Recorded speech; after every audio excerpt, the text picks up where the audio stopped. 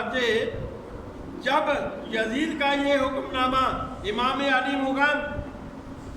رضی اللہ تعالیٰ عنہ یعنی کہ امام حسین پاک کے پاس آیا تو انہوں نے سامنے پہنچا تو آپ نے یزید کی فحش فجور اور اس طرح کی بدعملیوں کی وجہ سے بیعت کرنے سے انکار کر دیا، کیونکہ ارشاد نبوی صلی اللہ علیہ وآلہ وسلم ہے کہ خالق کی نافرمانی کرنے والے کی اطاعت نہ کرو، یعنی کہ جڑا خداوند اللہ تعالیٰ دے پیارے اللہ تعالیٰ نو نہیں مندا ان دی نافرمانی یعنی کہ ان دی نافرمانی کرنا تاکہ نہ کرو کہ فاسق کے ہاتھ میں نہ دیا ہاتھ آپ نے، فاسق کے ہاتھ میں نہ دیا ہاتھ آپ نے فی بیعت یزیدی آنات حسین کی، تو حضرت امام حسین رضی اللہ تعالیٰ عنہ نے فرمایا کہ جب ہاتھ کو نبی نے جس ہاتھ کو نبی نے چوما ہے وہ ہاتھ یزید پرید کے ہاتھ میں نہیں جا سکتا، وہ جس میں نبی کریم صلی اللہ علیہ وآلہ وسلم نے اپنا لعاب دہن ڈالا ہو اور جس زبان پر کلام خداوندی جاری رہتا ہو وہ زبان ایک زانی اور ایک شرابی کی خلافت کا اقرار نہیں کر سکتی، اور جس سر اقدس یعنی اللہ وحدہ لا شریک کی ذات اقدس کے آگے جھکتا ہو ایک فاسق فاجر کے سامنے نہیں جھک سکتا کہ اس کا سر سے آگے نہیں جھک سکتا۔ تو حضرت امام علی مقام رضی اللہ تعالیٰ عنہ نے یہ بتا دیا کہ حسین رضی اللہ تعالیٰ عنہ علی اکبر رضی اللہ تعالیٰ عنہ کی جوانی پر گھوڑے دوڑتے ہوئے تو دیکھ سکتا ہے، عباس علمدار رضی اللہ تعالیٰ عنہ کے بازو کو کٹواتے ہوئے دیکھ سکتا ہے، سکینہ رضی اللہ تعالیٰ عنہ کو یتیم ہوتے ہوئے تو دیکھ سکتا ہے، 6 ماہ کے علی اصغر رضی اللہ تعالیٰ عنہ کے حلق میں تیر پیوست ہوتا تو دیکھ سکتا ہے،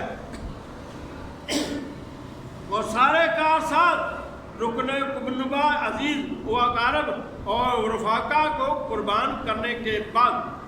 خود بھی نیزے کی نکونی پر برداشت تو کر سکتا ہے مگر شرابی کے ہاتھ میں ہاتھ نہیں دے سکتا۔ ادھر جب یزید کو پتہ چلا کہ امام حسین رضی اللہ تعالیٰ عنہ نے میری بیعت سے انکار کر دیا ہے تو اس کی عداوت کی آگ بھڑک اٹھی کہ وہ سینے میں انہی کو اگ لگ گئی کہ امام حسین نے میری یعنی کہ بیعت تو انکار کر دیتا ہے، اس اگ دے وچ انہا کو سڑیا ہو، اس نے بس اقل ہو کر عامل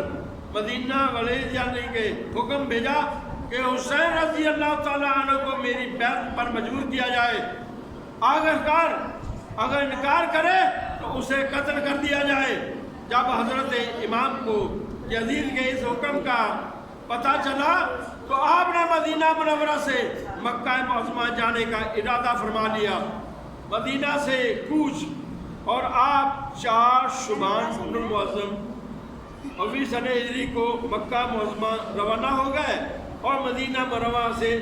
رخصت ہونے سے قبل رات کمد خضرا پر حاضری دی اور کہا، اے باغبان گلشن توحید الوداع، امام حسین پاک اپنے نانا جی کو فرما رہے ہیں، اے باغبان گلشن توحید الوداع، میں جا رہا ہوں تیری بہاروں کو چھوڑ کر۔ تو روزہ رسول صلی اللہ علیہ وآلہ وسلم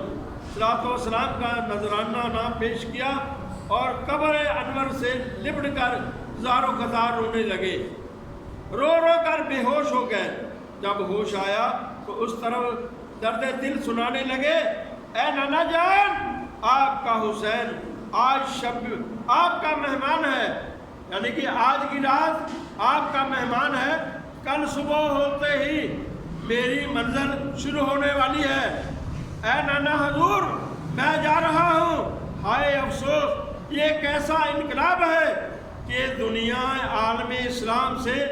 مسلمان اپنا وطن، اپنے عزیز و اقارب کو چھوڑ کر مدینہ طیبہ میں حاضری کی خواہش کرے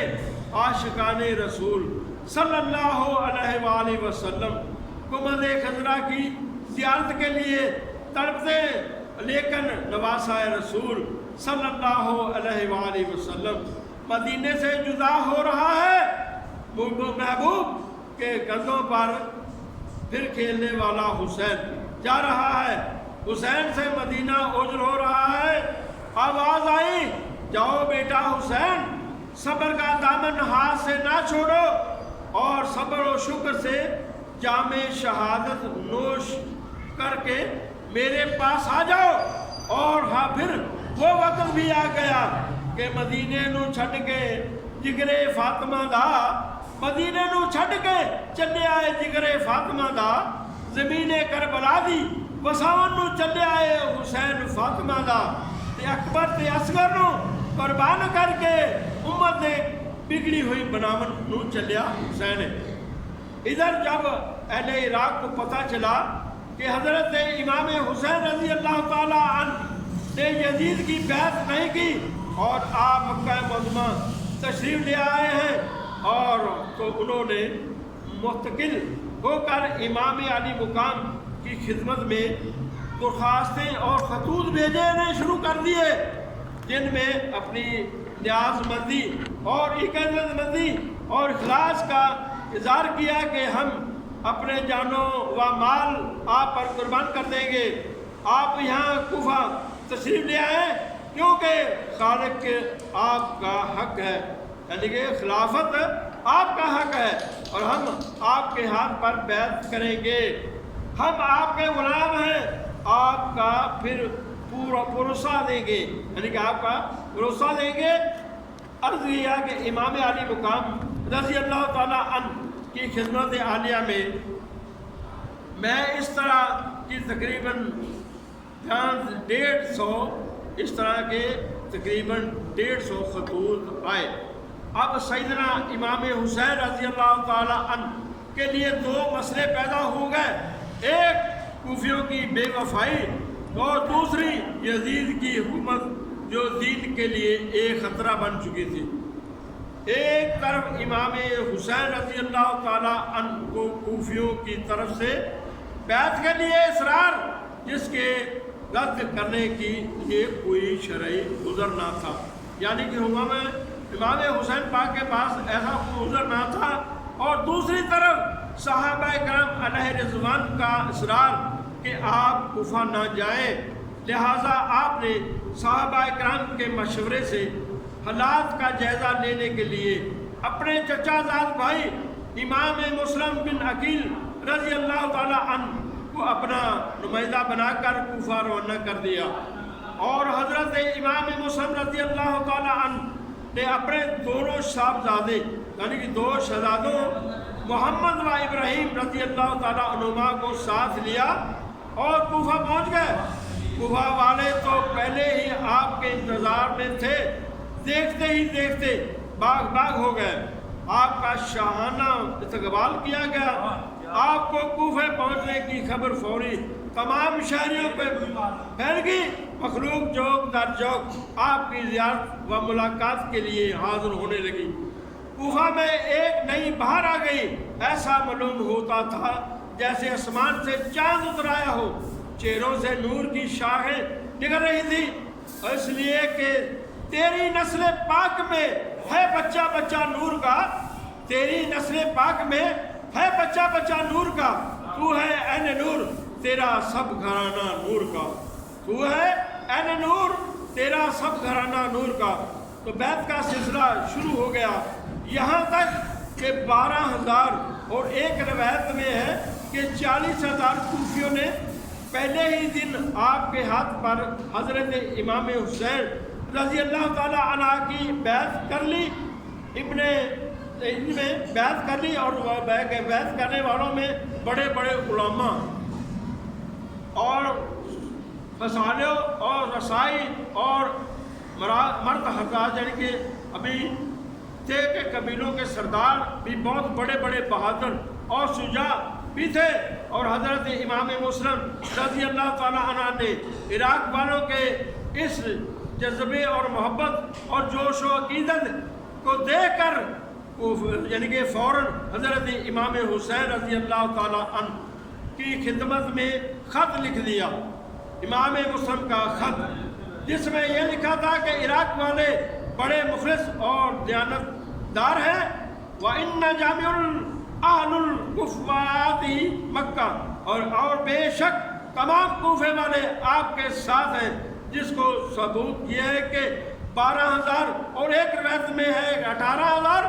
اور ایک روایت میں ہے کہ 40,000 کوفیوں نے میرے ہاتھ پر بیعت کر لی ہے، لہٰذا آپ جلد تشریف لے آئے تاکہ بندگان خدا یزید کی غیر اسلامی حکمرانی سے نجات پا سکے اور دین حق کی ابتدا ہو سکے۔ تو جب یزید کو ان حالات کا علم ہوا کہ حضرت امام مسلم کوفہ میں پہنچ چکے ہیں اور لوگ انتہائی جوش و خروش سے ان کے ہاتھ پر بیعت کر رہے ہیں اور خود امام حسین رضی اللہ تعالیٰ عنہ بھی تشریف لانے والے ہیں، تو اس کے پاؤں تلے سے زمین نکل گئی اور اس کا تخت حکومت لرزلا